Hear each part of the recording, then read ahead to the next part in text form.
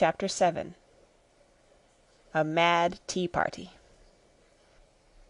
There was a table set out under a tree in front of the house, and the March Hare and the Hatter were having tea at it.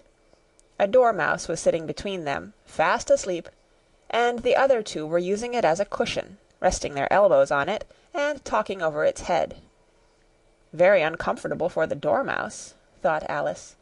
Only, as it's asleep, I suppose it doesn't mind. The table was a large one, but the three were all crowded together at one corner of it. "No room! No room!" they cried out when they saw Alice coming. "There's plenty of room," said Alice indignantly, and she sat down in a large armchair at one end of the table. "Have some wine," the March Hare said, in an encouraging tone. Alice looked all round the table, but there was nothing on it but tea. "I don't see any wine," she remarked. "There isn't any," said the March Hare. "Then it wasn't very civil of you to offer it," said Alice angrily. "It wasn't very civil of you to sit down without being invited," said the March Hare. "I didn't know it was your table," said Alice. "It's laid for a great many more than three." "Your hair wants cutting," said the Hatter. He had been looking at Alice for some time with great curiosity, and this was his first speech. "You should learn not to make personal remarks," Alice said with some severity. "It's very rude." The Hatter opened his eyes very wide on hearing this, but all he said was, "Why is a raven like a writing-desk?" "Come, we shall have some fun now," thought Alice. "I'm glad they've begun asking riddles. I believe I can guess that," she added aloud. "Do you mean that you think you can find out the answer to it?" said the March Hare. "Exactly so," said Alice. "Then you should say what you mean," the March Hare went on. "I do," Alice hastily replied. At least, I mean what I say. That's the same thing, you know." "Not the same thing a bit," said the Hatter.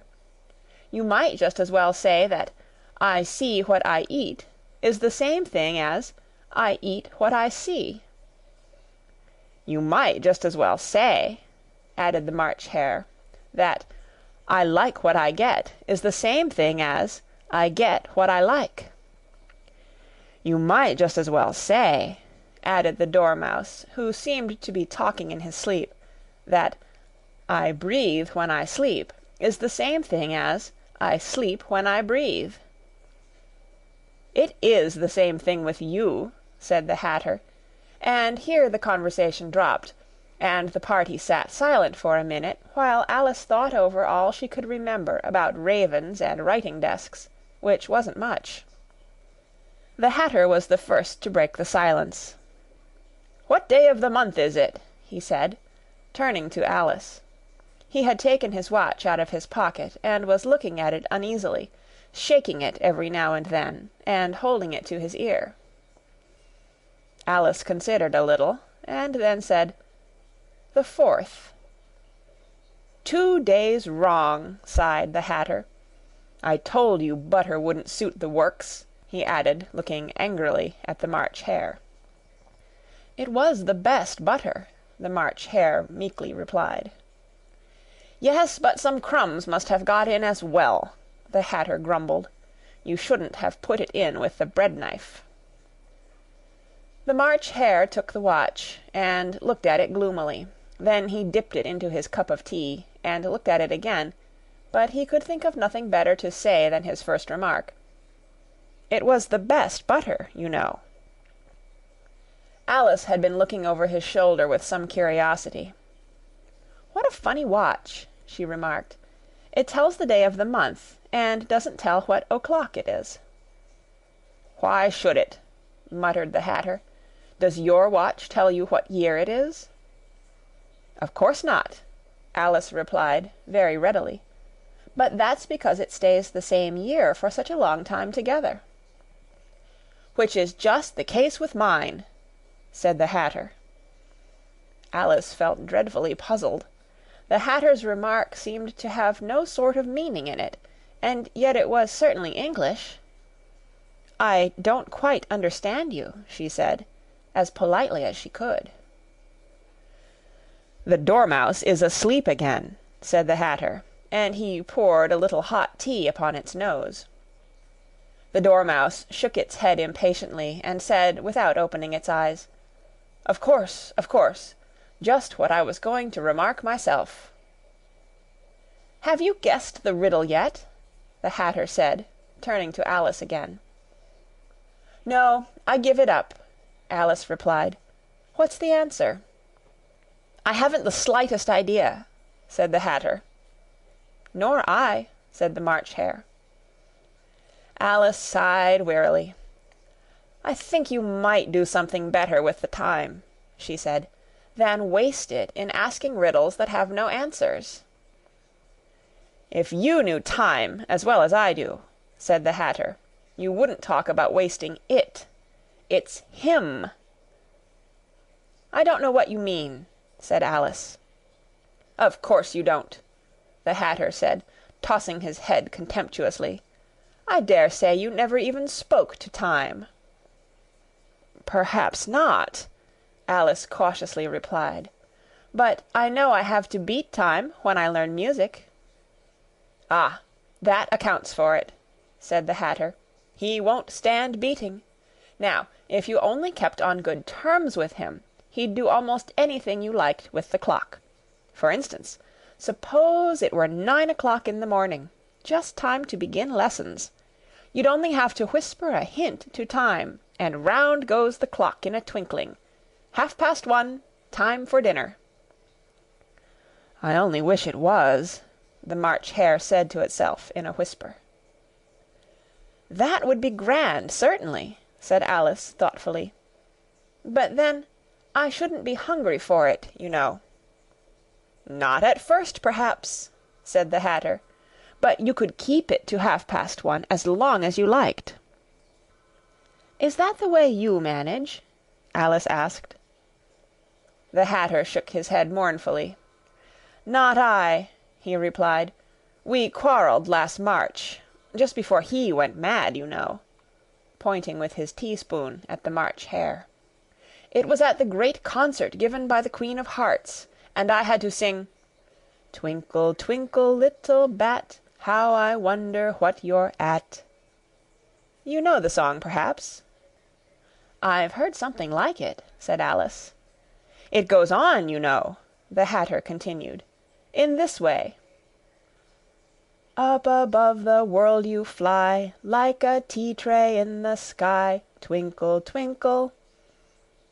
Here the Dormouse shook itself, and began singing in its sleep, "Twinkle, twinkle, twinkle, twinkle," and went on so long that they had to pinch it to make it stop. "Well, I'd hardly finished the first verse," said the Hatter, "when the Queen jumped up and bawled out, 'He's murdering the time! Off with his head!'" "How dreadfully savage!" exclaimed Alice. "And ever since that," the Hatter went on in a mournful tone, "he won't do a thing I ask. It's always 6 o'clock now." A bright idea came into Alice's head. "Is that the reason so many tea things are put out here?" she asked.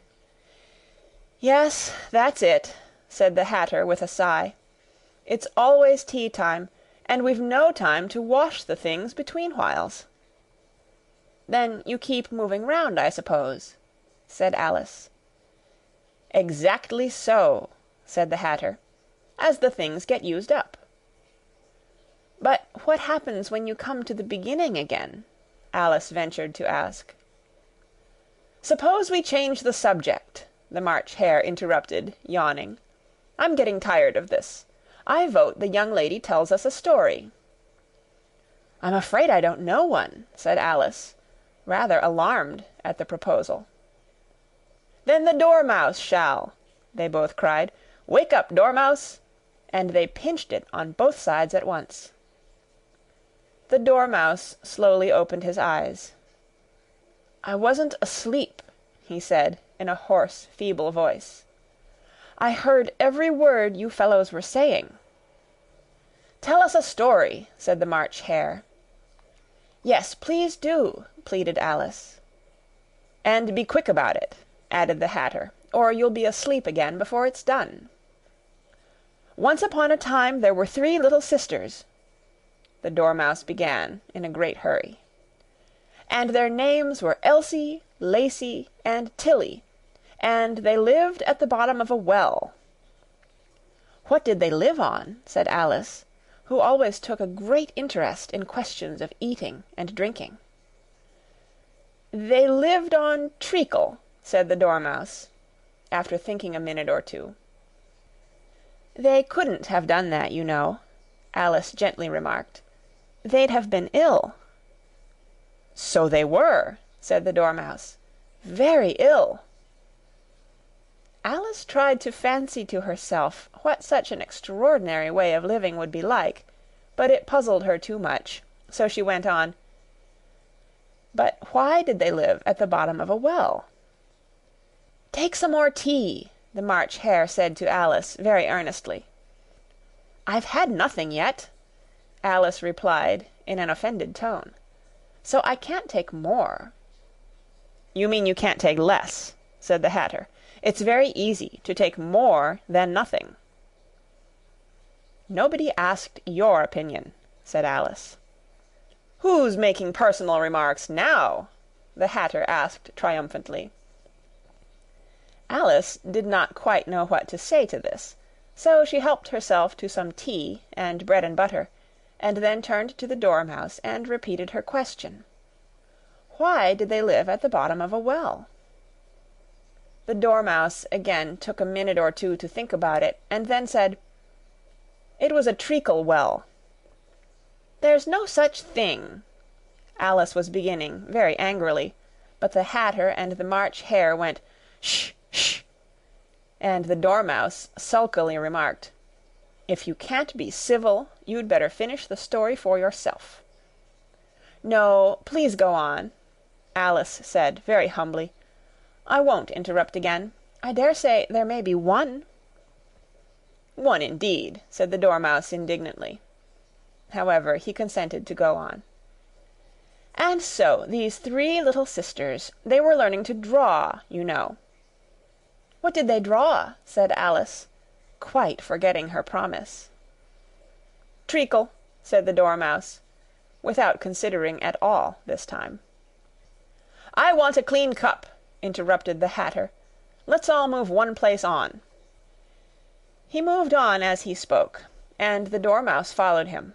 The March Hare moved into the Dormouse's place, and Alice rather unwillingly took the place of the March Hare. The Hatter was the only one who got any advantage from the change, and Alice was a good deal worse off than before, as the March Hare had just upset the milk jug into his plate. Alice did not wish to offend the Dormouse again, so she began very cautiously. "But I don't understand. Where did they draw the treacle from?" "You can draw water out of a water well," said the Hatter. "So I should think you could draw treacle out of a treacle well, eh, stupid?" "But they were in the well," Alice said to the Dormouse, not choosing to notice this last remark. "Of course they were," said the Dormouse. "Well in." This answer so confused poor Alice that she let the Dormouse go on for some time without interrupting it. "They were learning to draw," the Dormouse went on, yawning and rubbing its eyes, for it was getting very sleepy.